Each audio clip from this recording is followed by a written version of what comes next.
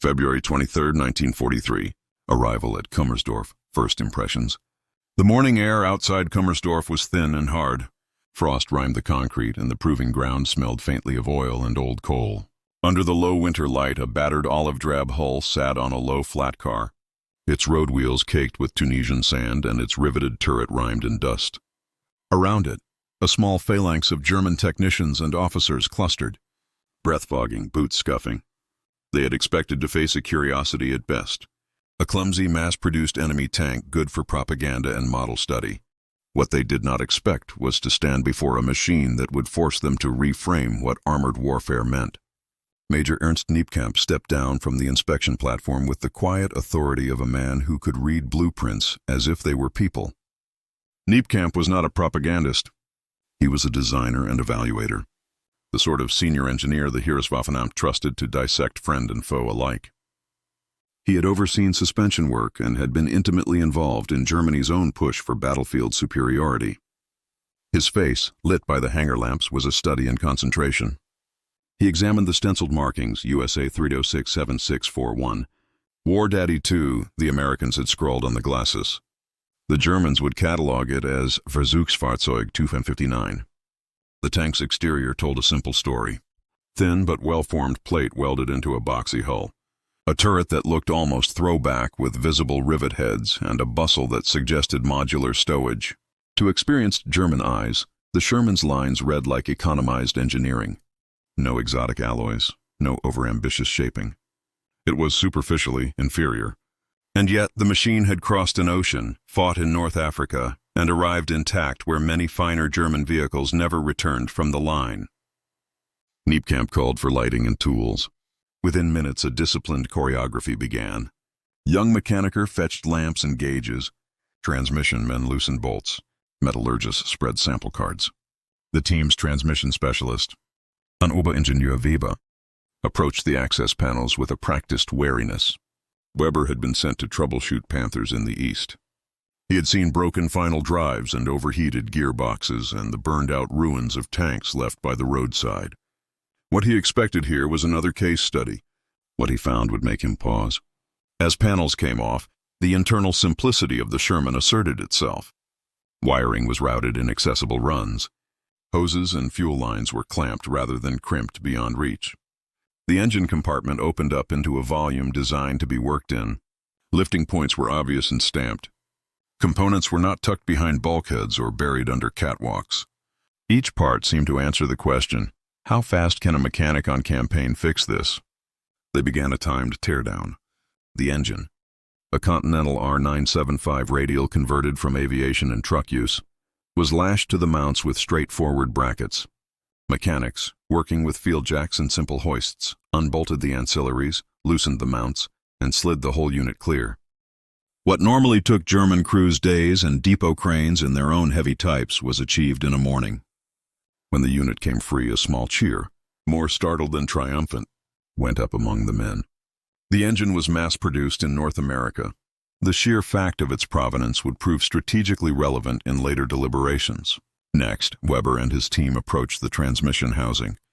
The gearbox cover yielded to a collective of ratchets and soft steel hammers. Inside, gears gleamed under lamplight with a kind of industrial dignity. They were helical cut, arranged in a herringbone-like pattern, surfaces perfectly finished and bearing traces of well-maintained lubrication. Weber ran gloved fingers along a toothface and frowned, not at roughness, but at the precision. These were not field repairs thrown together in a desert workshop. These were components produced to tight tolerances, designed to share load and resist wear. Kniepkamp took careful notes.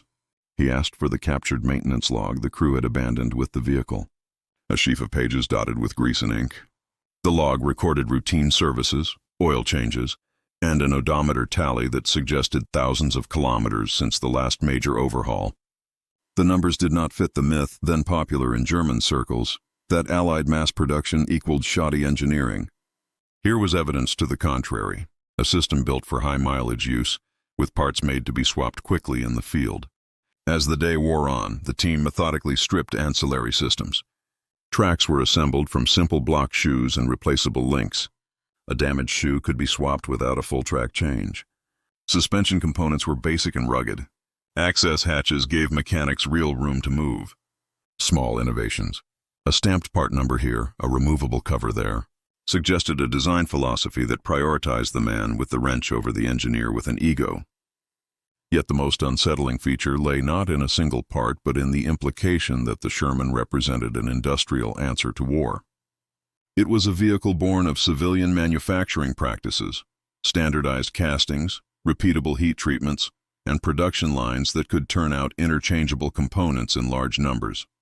In Kummersdorf's hangar, under pale lamps and the watchful eyes of German experts, that industrial logic revealed itself as a weapon in its own right. By the time the sun set behind the proving ground barracks, Kniepkamp had assembled a preliminary checklist: rapid engine removal, accessible transmission, modular track links, robust cooling, and simple fuel plumbing. More worrying for him than any single superiority was the systemic consequence. A force built on such vehicles could sustain itself in the field. A counterpart built upon exotic hand-finished parts could not. Kniepkamp closed his notebook and felt a professional chill that had little to do with the cold air. This was not merely an ingenuous curiosity to be filed away. It was a practical indictment of strategic assumptions.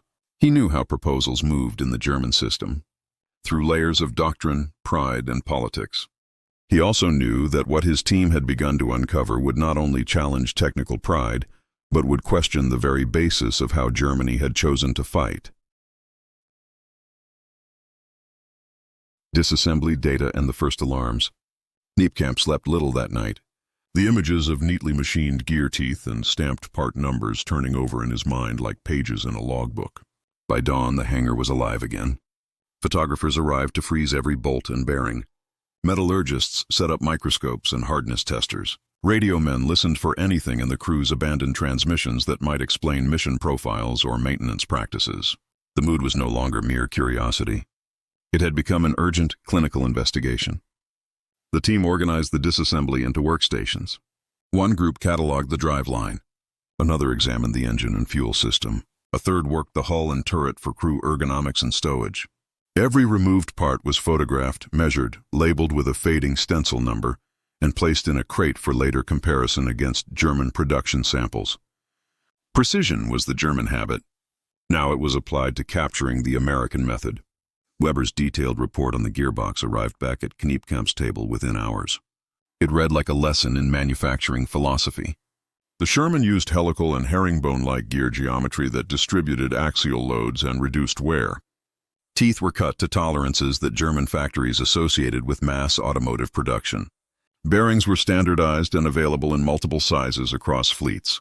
Seals and lubrication paths were designed to be replenished without full disassembly. The report appended diagrams and a few blunt observations. Survivability of drivetrain, high. Ease of replacement, exceptional. Implication? Strategic. Kniepkamp cross-checked the maintenance log again. The Sherman's crew had recorded trips across harsh desert terrain, quick fixes performed with basic tools, and an entry noting a field transmission inspection after a gearbox knock.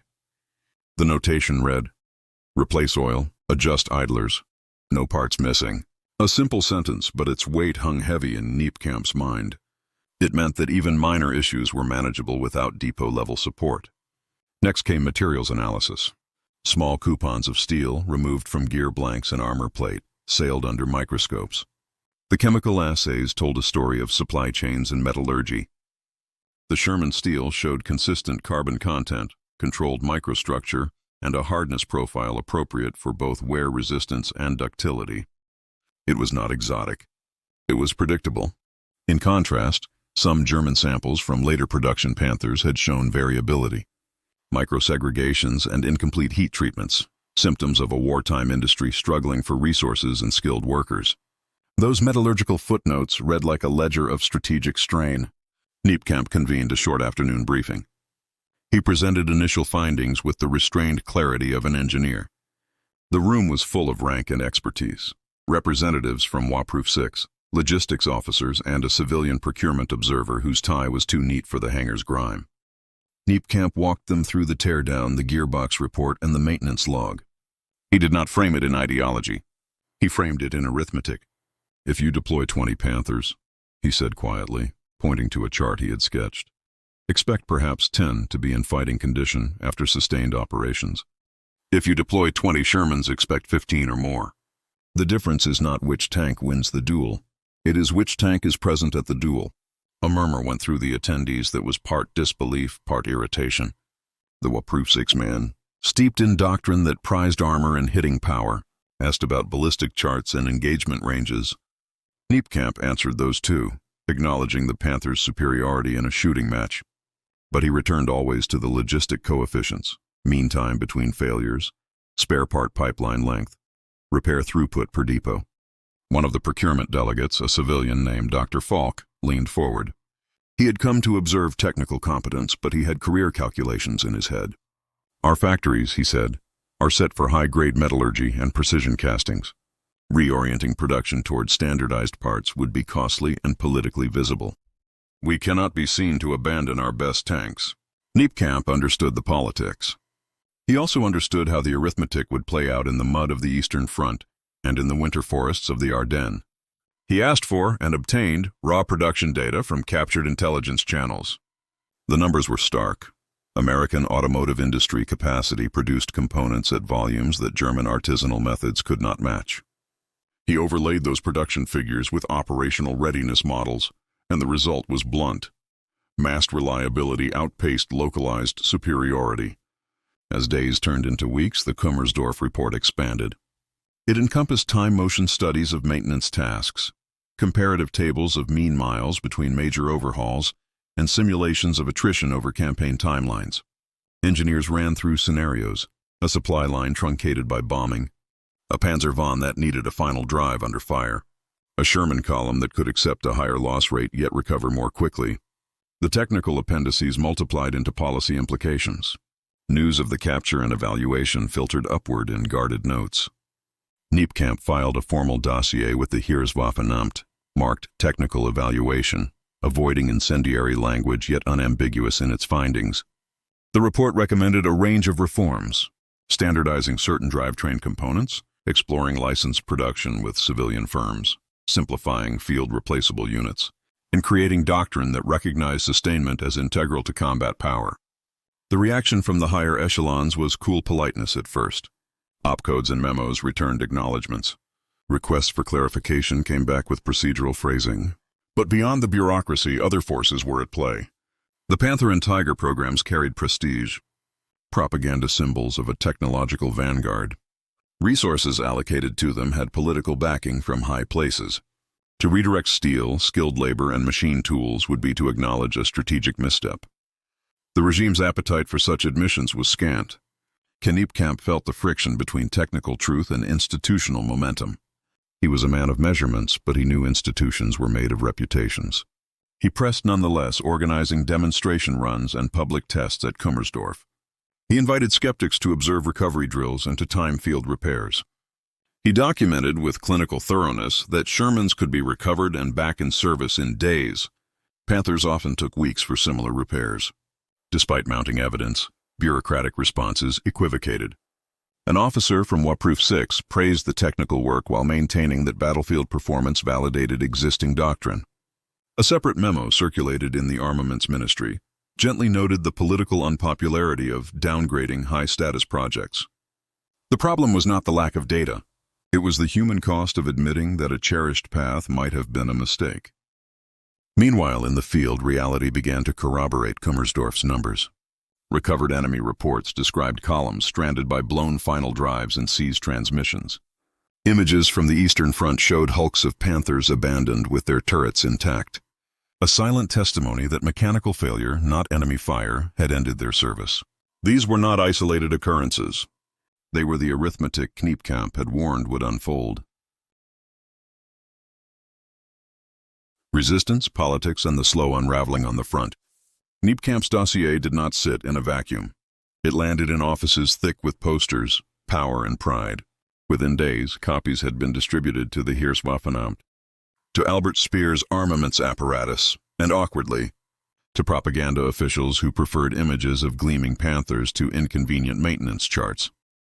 The technical language of the report, tables, mean time between failures, and annotated photographs, could not by itself overturn a narrative that had been cultivated for years. What it did instead was introduce a persistent unease into conversations where unease was dangerous. At a review meeting in Berlin, a colonel from the Panzerwaffenamt recited the familiar litany. "Our tanks are superior. They dominate the battlefield." His voice was steady, the words rehearsed. A ministry bureaucrat with fingers inked by memos and directives nodded on cue. Kniepkamp presented data, attrition curves, depot turnaround times, and the stark comparative readiness percentages. The room listened, some with the curiosity of professionals, others with the alertness of men protecting reputations. "You are asking us to trade decisive lethality for numbers," an attendee said, fingers drumming on the table. "To accept second best in a duel for the sake of being more numerous?" It was a rhetorical shield. Kniepkamp replied without heat, "I am asking that we accept the arithmetic of sustained operations. A duel won on paper is irrelevant if the fighter is not present." The pushback was not only rhetorical. Industrial planners warned of the complexity of converting foundries and presses to standardized components. Skilled workers were scarce, raw materials rationed, and Allied bombing increasingly disrupted supply chains. To propose a sweeping retooling of the armaments industry in mid-war sounded not only costly but, to many, impossible. Speer's ministry, already balancing competing priorities, registered the report with bureaucratic caution. Speer himself, practical, political, and under relentless pressure, registered the implications privately. In June 1943, he arranged to see a Sherman demonstration at Hillersee, a test site near Hanover often used for displays. Reports from his staff noted a grudging respect. The tank was reliable, they observed. It was practical. But Speer's responsibilities included keeping factories running, armaments flowing, and civilian morale steady. A systemic overhaul would carry political risks he was not eager to embrace. Meanwhile, field commanders improvised in the only way they could. Panzer regiments prioritized recovery units, assigned more tow trucks, and instructed crews on emergency repairs. Workshops were made mobile. Spare part caches were hidden along expected retreat routes. Tactical doctrine shifted in small ways. Fewer forced marches, more conservative use of heavy formations, and cautious routing to avoid terrain that would stress drivetrains. These adaptations reduced losses but did not erase the fundamental disadvantage Kniepkamp had recorded. Back at Kummersdorf, the technical team received grim corroboration. Frontline telegrams, intercepted by signals units, reported columns stalled by final drive failures, gearboxes scorched through prolonged use, and complex components melting under strain. Photographs arrived, Panthers stranded with intact turrets, their crews evacuated when recovery was impossible due to air superiority and partisan activity. Each image tightened the argument that mechanical attrition was not an anecdote but a systemic casualty. Kniepkamp continued to sharpen his case. He proposed concrete incremental reforms, adopt standardized bearings across multiple vehicle lines, introduce modular final drive units that could be swapped in field yards, license civilian automotive firms to produce certain transmission components under government contract, and prioritize parts interchangeability in production runs. These proposals aimed to take advantage of Germany's remaining industrial capacity without demanding an impossible overnight revolution. But proposals became entangled in the web of wartime priorities. Steel allocations were determined by competing ministries. Machine tool capacity was pledged to aircraft and U-boat production. Propaganda demanded flag-bearing symbols of power. For many officials, the symbolic value of the Panther and Tiger, images of unbeatable engineering prowess, outweighed the sober calculus of sustainment. Admitting that a mass-produced foreign tank might be strategically superior was tantamount to admitting a failure of doctrine and prestige. Kniepkamp grew frustrated but not rhetorical. He documented case after case, unit diaries listing non-combat losses, maintenance reports showing a steady increase in depot backlogs, and logistics tables where spare part queues stretched for weeks. He ran attrition models projecting the attrition of a campaign across the Eastern Front if production and maintenance rates held constant. His conclusion was unambiguous. The arithmetic of sustainment would decide campaigns more than localized technical supremacy. As 1943 progressed, reality in the field began to align painfully with Kummersdorf's simulations. In the spring offensives and summer retreats, mechanized formations foundered not only from enemy counterattacks, but from the invisible enemy of worn bearings and seized final drives. The photographic record accumulated. Whole columns of heavy tanks, engines cold and turret hatches open, testified to machines that had been defeated by maintenance realities rather than by armor penetration. Kniepkamp's report, however, still faced institutional inertia. Requests for pilot production runs of standardized components were approved in principle but postponed in execution. Licenses to civilian firms were discussed, but red tape and priority allocations slowed contracts. In offices far from the front, debate persisted over whether technical pragmatism could be reconciled with the image of superior weaponry. In private, some senior officers acknowledged the truth of Kniepkamp's findings. A few wrote notes in margins, quiet concessions that the industrial base was a strategic weapon. Others, however, clung to tradition, trusting that battlefield brilliance could compensate for systemic flaws. The tension between evidence and myth persisted, and in this tension, decisions were delayed. The delay proved costly. By late 1943 and into 1944, Allied bombing intensified, further constricting German production and making spare logistical capacity scarcer. The German war economy buckled under combined pressure. Material shortages, skilled labor drain, and the bombing offensive. When the Ardennes came and went in 1944-45, the operational costs of complexity were visible and dramatic. Heavy tanks stranded by mechanical failure, immobile and abandoned as columns retreated under air attack. Kniepkamp watched these developments with a heavy professionalism. His had been a technical warning, an engineer's prognosis backed by data. It had not altered doctrine in time. The consequence was not simply a failure of machines, but a failure in institutional adaptability, an inability to translate technical insight into strategic adjustment. The captured Sherman at Kummersdorf had been more than a vehicle. It had been a mirror. The image it reflected, the mismatch between technical pride and pragmatic sustainment, would be writ large across retreat routes and battlefields in the years to come. Collapse, confirmation, and the cost of being right. By 1944, the pattern Kniepkamp had tabulated at Kummersdorf no longer needed to be translated into charts. It announced itself in wreckage. Photographs from retreat routes showed turreted hulks with intact guns, sanded wheels, and broken final drives. Depot logs filled with requests for parts that never arrived. Unit rosters listed crews under strength because men were assigned to endless repair details instead of tactical drills. The arithmetic of sustainment had become a strategic hemorrhage. Kniepkamp received field confirmations in a steady stream, intercepted maintenance requests from the Eastern Front, courier reports from panzer divisions, and the occasional letter from a former colleague now commanding a unit.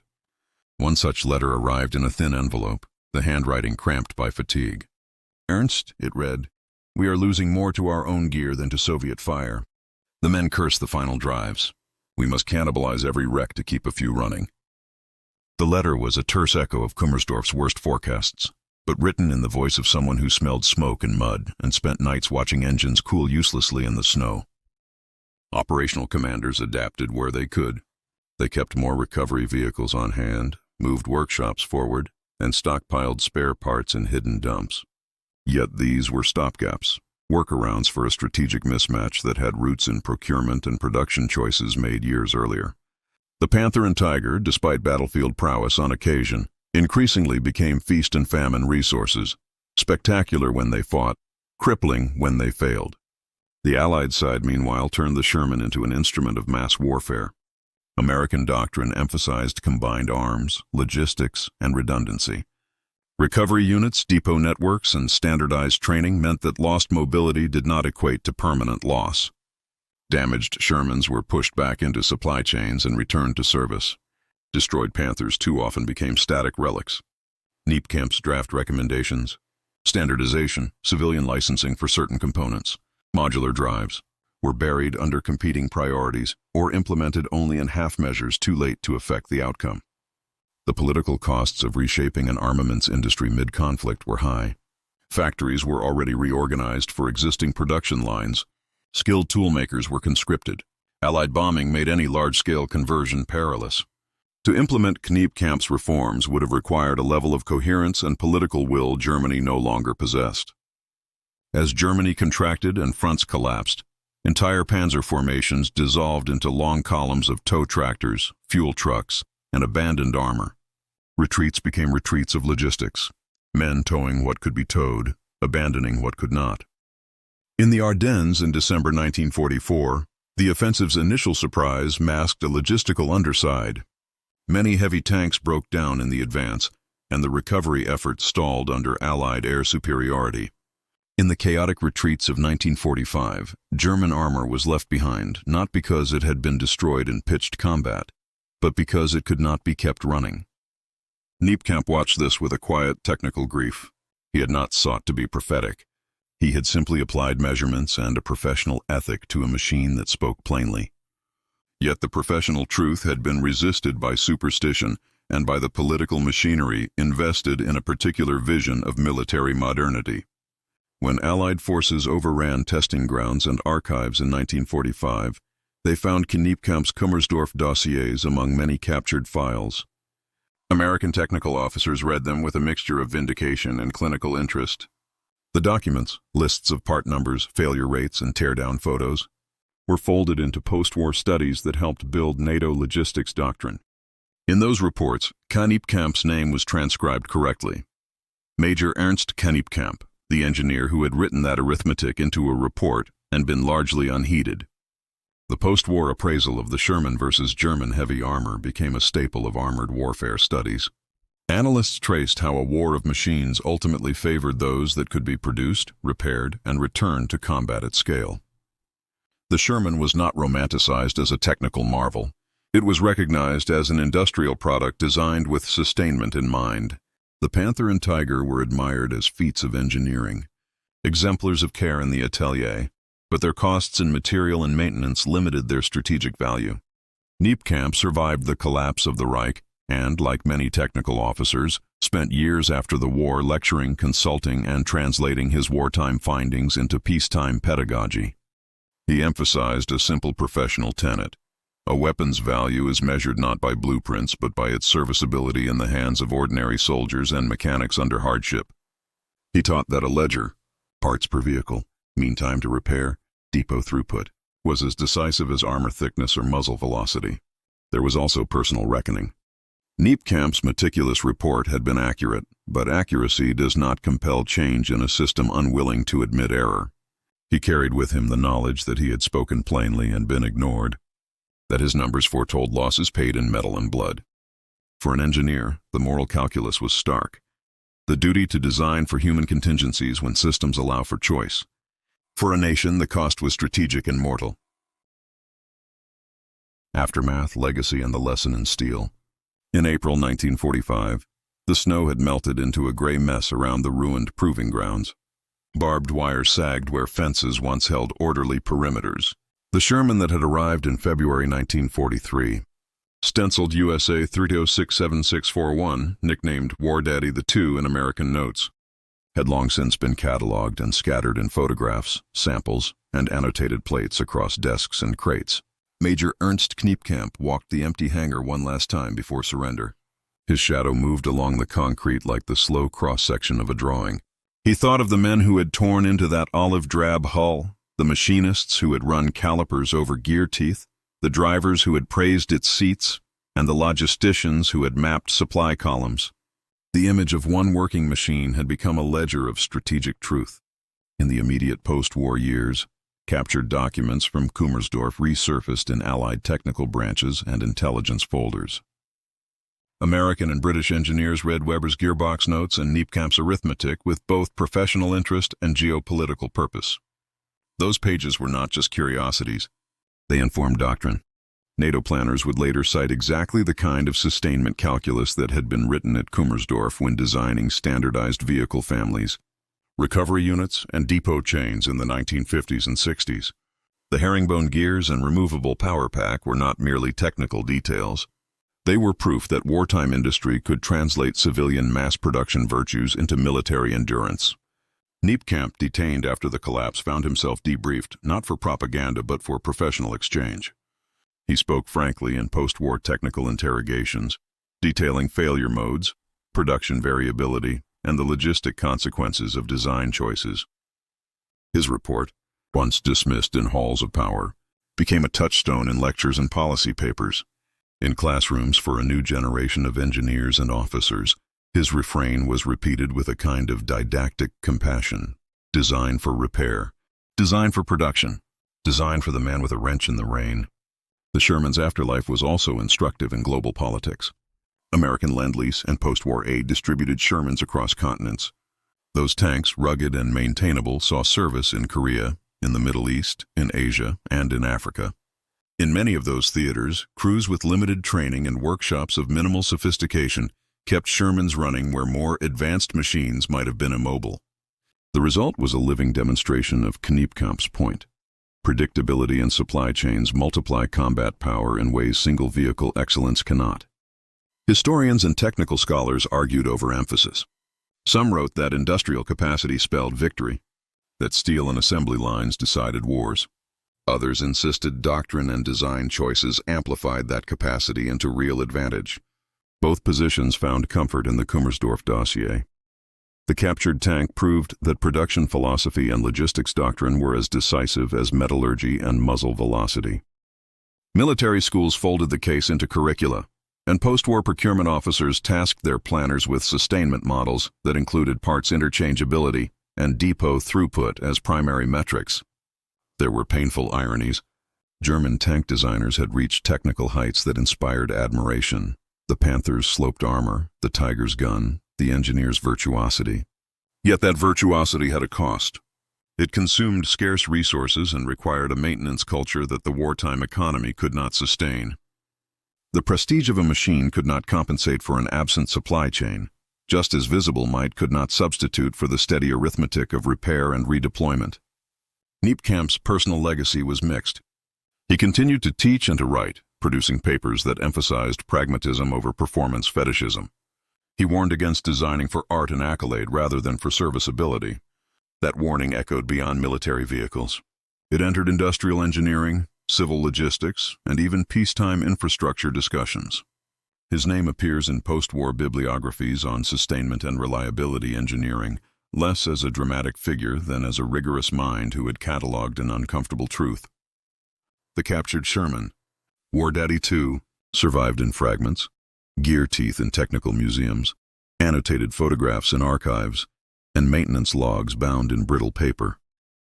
In a small corner of a British technical museum, a cutaway panel displayed the helical gear pair that once made an Oberingenieur pause in a German hangar. Plaques nearby explained the lesson bluntly. Warfare had become industrial, and industrial virtue required different priorities than artisanal excellence.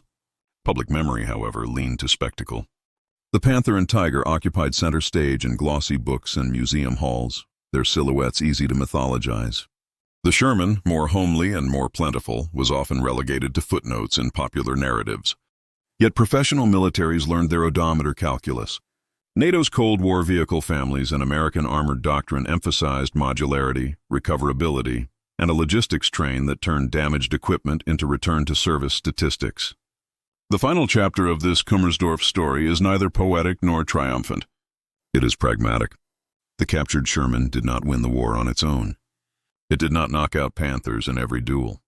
But the evidence it provided, the gears, the logs, the maintenance times, helped chart a post-war path in which sustainment became doctrine. In technology and in institutions, the lesson traveled slowly but persistently. Build for the long campaign, not the single glorious encounter. Major Ernst Kniepkamp lived to see some of those lessons institutionalized. He taught engineers to think in terms of systems and second-order effects, spare parts, skilled labor, supply lines. He taught that a machine's moral value lay in preserving lives through predictability and serviceability. He did not live to see his country or the world forget the cost of ignoring such pragmatism, nor did he expect it. His work remained a cautionary archive, a technical man's indictment of strategic vanity. Decades later, when museum visitors paused before rusted hulks or gleaming restorations, the Kummersdorf tale offered a subtle counterpoint. Machines tell stories not only about metallurgy and ballistics, but about nations' priorities and industrial philosophies. War Daddy 2, Serial USA 367641, had been a single hull in a hangar in February 1943. Its quiet consequence was to reshape thinking about how militaries equip themselves, how societies allocate industry, and how engineers honor the people who must keep machines running in the rain.